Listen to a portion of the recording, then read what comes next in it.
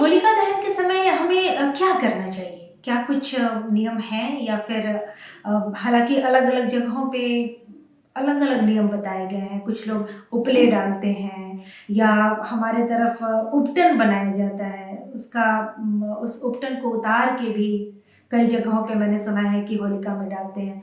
तो आप क्या सुझाव देते हैं कि क्या करना चाहिए होलिका दहन की रात? होलिका दहन होता है।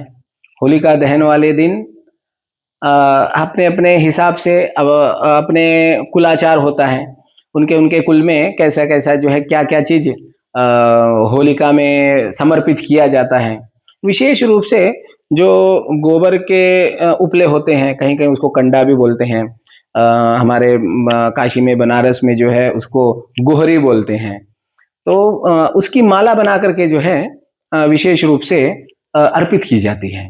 उसमें माला बनाने का तात्पर्य ये है, विशेष रूप से ये ध्यान देना चाहिए कि घर के जितने भी सदस्य हैं, उन सभी सदस्यों को अपने 2-2 जो है उपले जो है उस माला में लगाने चाहिए।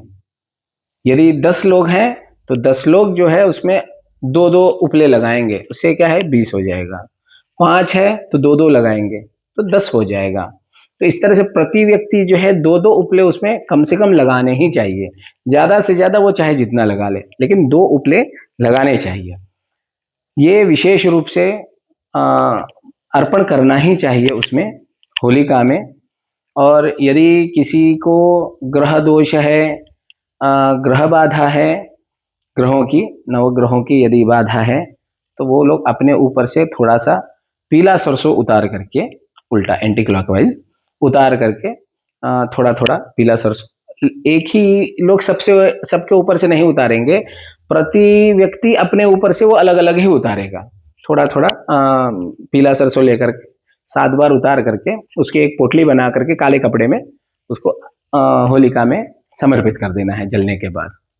और होलिका की 7 प्रदक्षिणा करे, 5 प्रदक्षिणा करे, परिक्रमा कर ले, पर्याप्त है। इतना ही करके जो है, बाकी आजकल तो बहुत से लोगों ने जो है कौड़ियाँ डालनी चाहिए, तो ये डालना चाहिए, वो डालना चाहिए, ऐसा कुछ नहीं है। विशेष रूप से ये चीज़ बताया है। और पीली सरसों से किया हुआ उपाय वो कभी निष्फल नहीं होता। इसलिए पीली सरसों को आप लोग डालिए, उससे नवग्रहों का जो दोष होता है, भूत प्रेत बाधा जो दोष होती है, हाँ, लोगों का जो नज़र दोष होता है, इन सभी से उससे बहुत हद तक परिहार होता है, मुक्ति भी मिलती है। हमारे सनातन धर्म में एक बात आप याद रखिएगा, किसी भी चीज का पूरी तरह से समाप्ति नहीं होती, चाहे वो ग्रह दोष हो, चाहे कुछ भी हो। क्योंकि देखिए, ग्रह भी ये देवता का ही स्वरूप है, ठीक है। हम उस प्रभाव को कम कर सकते हैं। यदि कोई ज्योतिषी ये कह रहा है कि मैं 100% मैं उस ग्रहों के प्रभाव को मैं खत्म कर दूंगा, नाश कर दूंगा, नष्ट कर दूंगा, तो ये असत्य है, ये मिथ्या हो सकती है, ये सत्य नहीं हो सकता।